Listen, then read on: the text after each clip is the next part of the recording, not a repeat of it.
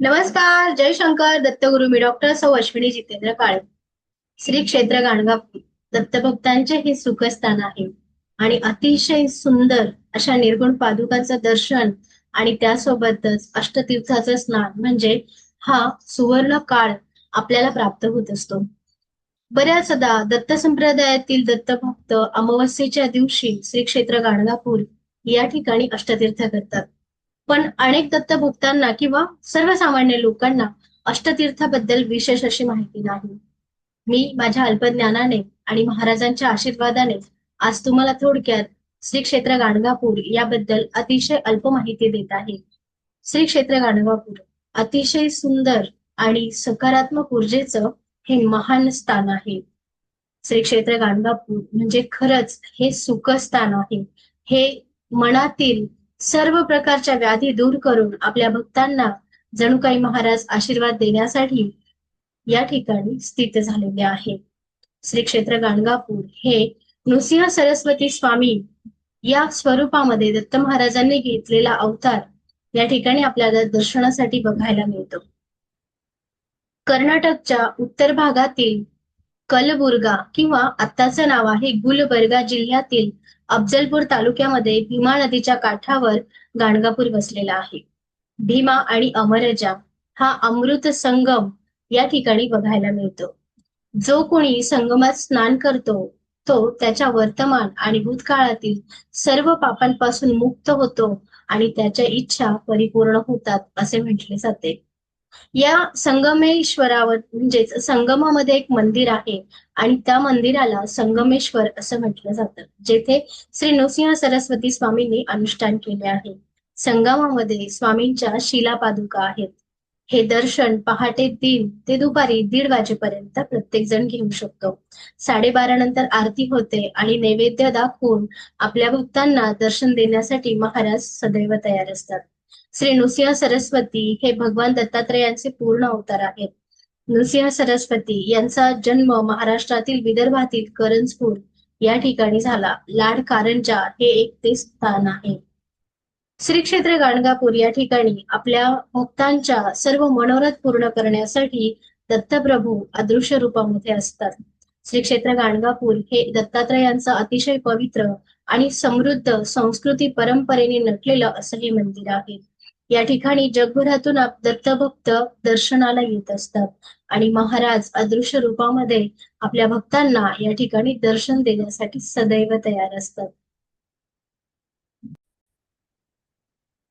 श्री क्षेत्र गाणगापूर या ठिकाणी दत्त महाराजांच्या निर्गुण पादुका आहेत असं सांगितलं जातं. दत्त महाराजांच्या ह्या पादुकांचं पूजन करण्यामागे किंवा दत्त निर्गुण मठाचं दर्शनामागे अतिशय सुंदर असं महत्व सांगितलं गेलं आहे. श्री क्षेत्र गाणगापूर दत्तात्रेय मंदिर हे अतिशय पवित्र आणि समृद्ध परंपरेने नटलेलं असं एक मंदिर आहे. गुरु दत्तात्रेयांची पूजा करण्यामागील कारण म्हणजे जर तुम्हाला विष्णू परंपरेचे पालन करायचे असेल तर तुम्हाला विष्णू मंदिरामध्ये जावे लागते. जर तुम्हाला शंकराचे अनुसरण करायचे असेल तर तुम्हाला शिव मंदिराचे अनुसरण करावे लागते. परंतु जर तुम्ही गुरु दत्तात्रयांचे अनुसरण केले तर तुम्हाला ब्रह्मा विष्णू आणि महेश्वर म्हणजेच संपूर्ण विश्वाचे अनुसरण केले जाते असं गुरुचरित्रातील अध्याय क्रमांक 4 या ठिकाणी लिहिलं गेलं आहे. हे ठिकाण खूप महत्वाचे आहे, दर्शनीय क्षेत्र आहे आणि हे प्रत्येकाने आपल्या आयुष्यामध्ये एकदा तरी पाहिलेच पाहिजे. हे ठिकाण भगवान दत्तात्रयांचे दुसरा अवतार श्री नृसिंह सरस्वती स्वामींशी जोडले गेले आहे. या क्षेत्राचे महत्व म्हणजे श्री गुरूंनी स्पष्ट असे केले की श्री गुरुचरित्र यामध्ये आपण जर पाहिले तर हे निर्गुण मठ निर्गुण पादुकाने सजवलेले आहे, जे अतिशय पवित्र असे स्थान आहे. गाणगापूर वगळता जगभरामध्ये कुठेही निर्गुण पादुका तुम्हाला सापडणार नाही. या पादुका काही कारणांमुळे निर्गुण पादुका म्हणून ओळखल्या जातात. निर्गुण म्हणजे निराकार, गुण किंवा गुण नसलेले, तीनच्या पलीकडे असलेले देवांचे एक विशेषण. या पादुका लाल किंवा चॉकलेटी अंडाकृती आकाराच्या दिसतात, ज्या अनेकांना दगडापासून बनवलेल्या वाटतात, परंतु प्रत्यक्षात पादुका यांच्या आतमध्ये काय आहे हे अजूनही कुणालाही माहित नाही. ती दगडाच्या आहेत की लाकडी आहे आजपर्यंत कुणालाही हे तपासण्याचे धाडस झाले नाही. परंतु त्या पादुका ज्यावेळेस स्पर्श होतो त्यावेळेस तो स्पर्श कापसासारखा मऊ असतो, असं मी पुजाऱ्यांकडनं ऐकलेलं आहे. किंवा ज्यांच्या नशिबात हा दुर्मिळ योग असतो त्या प्रत्येकाने हेच सांगितलं आहे. ज्यावेळेस आपण पादुकांना स्पर्श करतो तेव्हा मानवी शरीरासारख्या अशा त्या पादुका जाणवतात. विशेषतः त्या पादुकांचा स्पर्श काळ जो आहे तो पहाटे 2:30 ते सकाळी 6:30 पर्यंत फक्त पुजारीच करू शकतात. भगवान दत्तात्रेयांचा दुसरा अवतार म्हणजे नृसिंह सरस्वती यांनी त्यांचा अवतार पूर्ण करताना श्रीशैल्यमधील कर्दळीवन येथे जाताना ह्या पादुका ठेवल्या आहेत. कर्नाटकाच्या उत्तर भागातील अफजलपूर जिल्ह्यामध्ये भीमा नदीच्या काठावर वसलेलं हे गाणगापूर क्षेत्र म्हणजे माझ्या आयुष्यामध्ये मला असणारं हे सुखस्थान आहे. जिथे गेल्यानंतर सगळ्या चिंता दूर होतात, सगळी काळजी दूर होते आणि फक्त महाराज जणू काही आपल्या लेकराची वाट पाहत आहेत. माय आपल्या लेकराच्या भेटीसाठी जशी व्याकुळ असते तसं प्रत्येक वेळी गाणगापूर या ठिकाणी जाताना हे अनुभवलं जातं. जे दत्तभक्त आहेत त्यांच्यासाठी श्री क्षेत्र गाणगापूर म्हणजे हे आपलं माहेर आहे. त्यामुळे श्री क्षेत्र गाणगापूर या ठिकाणी संगमावर बरीच लोक स्नानही करतात, परंतु अनेक जणांना माहित नाही की अष्टतीर्थ काय आहे.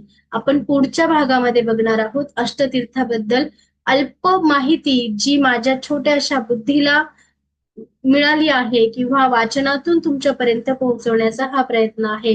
ही परिपूर्ण माहिती देत असताना जर काही चुकलं असेल तर महाराजांनी मला क्षमा करावी आणि माझ्या अल्प ज्ञानाने आणि माझ्या कमकुवत वाणीने तुमच्यापर्यंत महाराजांबद्दलची ही जी काही माहिती पोहोचवली गेली त्यात काही त्रुटी असतील तर मी पुन्हा एकदा माफी मागते. परंतु प्रयत्न हाच की प्रत्येकापर्यंत श्री दत्त महाराज पोहोचले पाहिजे. दत्त आपल्या नेहमी सगळ्या काळामध्ये नामस्मरणाने आपल्या भक्तांच्या पाठीशी दत्त म्हणून उभे राहतात. त्यामुळे श्री क्षेत्र गाणगापूर या ठिकाणी आयुष्यामध्ये एकदा तरी अवश्य भेट द्यावी असं मी जरूर म्हणेन. तुमच्या आयुष्याला कर्माला गती हवी असेल तर श्री क्षेत्र गाणगापूर या ठिकाणी अवश्य गेलं पाहिजे. भेटूया पुढच्या भागामध्ये ज्यामध्ये आपण जाणून घेणार आहोत अष्टतीर्थ म्हणजे काय आणि अष्टतीर्थाच्या स्नानाने काय लाभ होतो याबद्दल अतिशय अल्प माहिती. जर आपल्याला व्हिडिओ आवडला असेल तर नक्की लाईक करा, शेअर करा आणि चॅनलला सबस्क्राईब करायला विसरू नका. आणि कमेंटमध्ये जय शंकर दत्तगुरु लिहायला विसरू नका. जय शंकर दत्तगुरु.